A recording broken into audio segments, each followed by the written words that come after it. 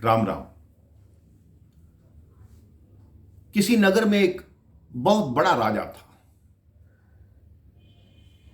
उसने एक साधु से एक प्रश्न पूछा कि हे साधु बाबा, मुझे बताएं कि सबसे बड़ा भगवान कौन सा है। राजा ने बोला, कोई राम जी को पूछता है, कोई कृष्ण जी को पूछता है, कोई शिव जी को पूछता है, कोई हनुमान जी को पूछता है, कोई माता रानी को पूछता है। इन सब में से बड़ा कौन? अब साधु के मन में आया कि इस राजा को मैं क्या समझाऊं। उनको मालूम था कि अगर उत्तर नहीं दूंगा तो इसको क्रोध आएगा और कुछ ना कुछ अहित कर देगा। साधु देवता ने उनको शालिग्राम का एक स्वरूप दिया कि ये सबसे बड़े भगवान हैं। राजा उनको मस्तक पर लगाकर अपने महल में ले गया, उनको स्थापना की, उनकी पूजा अर्चना करने लगा। कुछ दिन बीते, उसने देखा शालिग्राम जी के ऊपर एक चूहा बैठा हुआ प्रसाद खा रहा था।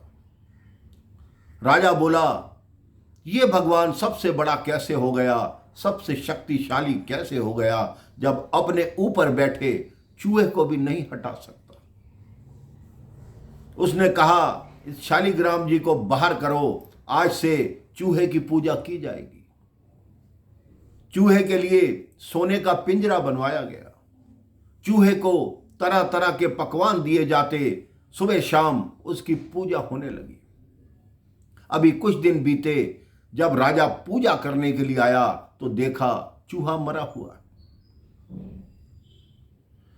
उसने पूछा कि ये चूहा कैसे मरा। उन्होंने कहा, जो हमारे महल में बिल्ली घूमती रहती है वो इसके पिंजरे के पास आई, ये डर के मर गया। राजा ने कहा, बिल्ली को लाओ, आज से बिल्ली ही हमारी देवी है, वो चूहे से अधिक शक्तिशाली है। अब बिल्ली देवी की पूजा होने लगी। कुछ दिन बिल्ली देवी की पूजा हुई, अब वो महल में घूमती रहती। एक दिन एक कुत्ता आया, वो जैसे ही भौंका, बिल्ली डर कर भाग गई। राजा ने कहा, इसका अर्थ है कि बिल्ली से भी अधिक शक्तिशाली कुत्ता है, आज से इस कुत्ते की पूजा की जाएगी।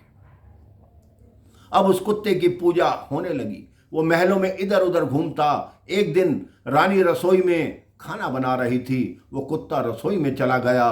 दास दासियों ने कुछ नहीं कहा, लेकिन रानी ने उसको 2 थप्पड़ लगा दिए।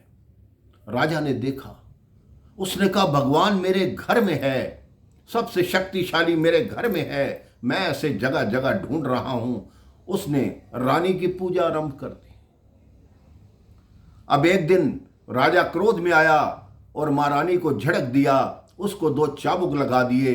फिर राजा ने सोचा, इस रानी से शक्तिशाली तो मैं स्वयं हूं, मैंने अपने आप को ही नहीं पहचाना, मैं ही सबसे बड़ा भगवान हूं।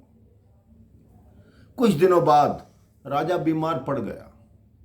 जब वो बीमार पड़ा तो उसके मुख से एक ही नाम निकला, हे राम, हे राम, हे राम, हाय राम, मुझे बचाओ। तब राजा को समझ आया कि सबसे बड़े राम जी हैं।